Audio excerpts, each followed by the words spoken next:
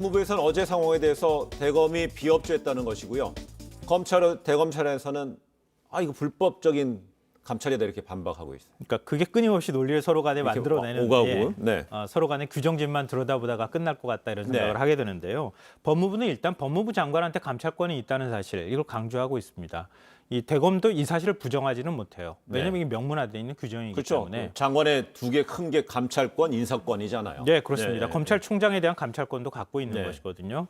근데 감찰권을 행사하기 위한 절차에 착수했는데 절차를 지금 대검이 협조하지 않고 있는 상황이잖아요. 그러니까 법무부 쪽의 얘기로는 대면 조사 날짜를 통보하려고 공문을 들고 가는 것조차 지금 거부하고 있는 상황이고 공문을 안 되니까 우편으로 보냈는데도 반송해서 다시 들고 오는 이런 상황이 됐기 때문에 지금 감찰에 제대로 협조하지 않고 있다 이렇게 얘기를 하고 있고요. 대검 그 정책기획관이 지금 그 윤 총장의 마치 대리인처럼 나서서 이번 감찰 사안에 대한 뭐 부당함을 얘기한다거나 이런 식으로 하고 있는데 이런 것 자체가 대리인 자격도 없는 사람이 어떻게 감찰 대상자도 아닌데 그 사람이 지금 대리인격으로 나설 수 있느냐 이건 잘못된 것이다 이렇게 얘기를 하고 있고요.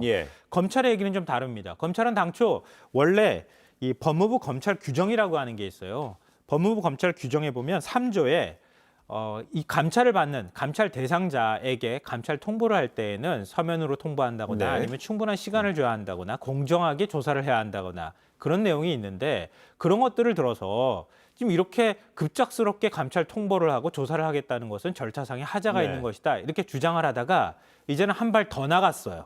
이게 뭐냐면은 감찰 규정 15조를 보면 감찰을 하는 데 있어서는 형사처벌이라든가 징계처분의 요건이 되는 행위를 할 때에만 감찰을 하는 것으로 되어 있습니다.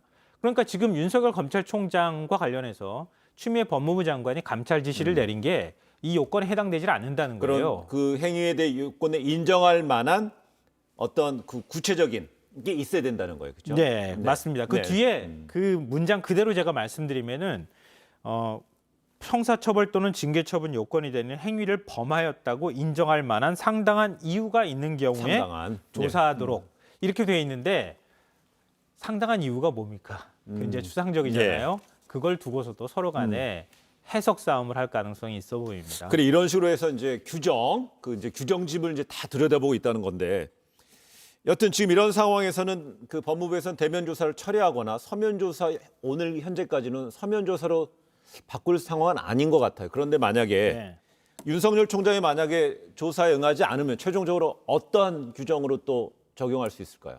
있나요? 예, 있습니다.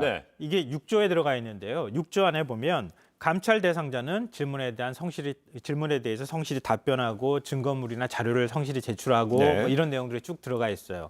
그러니까 감찰 대상자는 감찰에 성실히 응할 의무가 있다 이렇게 돼 있는데요.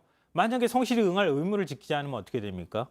그러면 다시 감찰이 되는 거예요. 또 그 응하지 않은 것도 감찰 대상이 된다는 거예요. 그러니까 지금 윤석열 검찰총장이 계속 대면 조사 거부하고 만약에 감찰을 거부한다고 하면은 그것 자체가 감찰 대상이 되고 그 대상이 조사를 거부를 했기 때문에 그것 자체가 징계의 대상이 되는 것이다.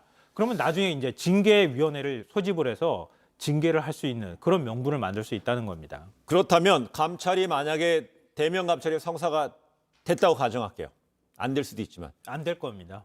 근데 그럼 됐다고 해서 가정했을 때는 한번 우리 얘기해 볼 필요 없을까요? 그래도 됐다고 생각해 보면. 그러면 그것도 역시 징계에 들어갈 가능성이 있기 때문에 대검이 지금 거부를 하고 있는 거죠. 안 해도 징계, 해도 징계 이렇게 되는 거예요. 근데 예를 들면 검찰총장이 징계를 받았어요. 징계를 받은 검찰총장이 검사들 지휘할 수 있겠습니까?